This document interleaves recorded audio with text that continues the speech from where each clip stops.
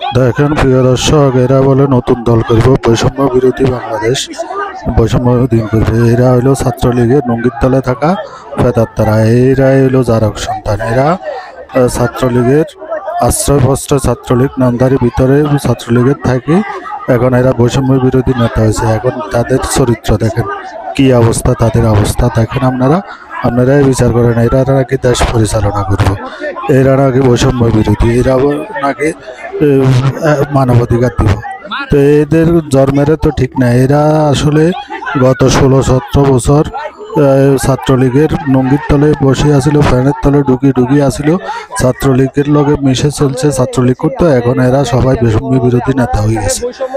এখন যাদের অবদান প্রাইভেট ইউনিভার্সিটির ছাত্রছাত্রীদেরকে বাদ দিয়ে এরা হলো কমিটি করব বা ঢাকা বিশ্ববিদ্যালয়। কিন্তু ঢাকা বিশ্ববিদ্যালয় একটা ছাত্র মারা গেছে, ঢাকা বিশ্ববিদ্যালয় একটা বড় আন্দোলন হয়েছে। ঢাকা বিশ্ববিদ্যালয় কি হয়েছে?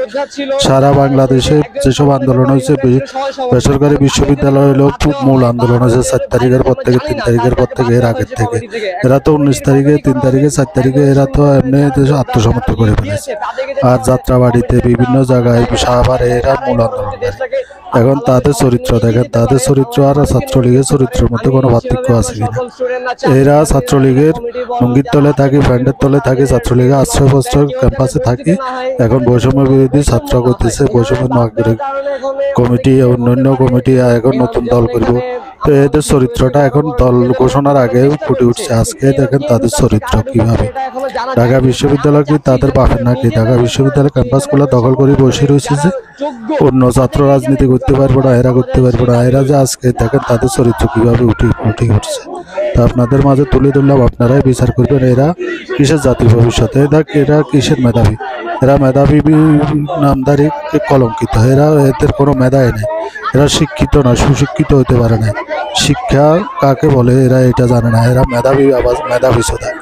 এদের জন্মেরও ঠিক নাই। ছাত্রলীগের জন্ম, এদের জন্মের মধ্যে দোষ আছে।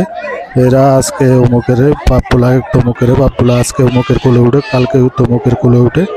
এদের পরিচয় ঠিক নাই, এদের দলও ঠিক নাই। এদের বিচার দল গঠনের আগে তাদের বিচার হয়ে যাক। এদের সারা বাংলাদেশের জনগণের কাছে এদের মুখোশ উন্মোচন করে দিলাম। দেখেন তারা দল ঘোষণার আগে বৈষম্য বিরোধী বলে বৈষম্য তারাই সৃষ্টি করতেছে। সারা দেশে তাদের চরিত্র তুলে ধরেন এবং সারা বাংলাদেশের মানুষের কাছে এই ভিডিওটা ছড়াই দিবেন। যারা এই ভিডিওটা দেখবেন তাদের সবাইকে ছড়াই দিবেন, তাদের চরিত্র তুলে ধরবেন। থ্যাংক ইউ, ধন্যবাদ।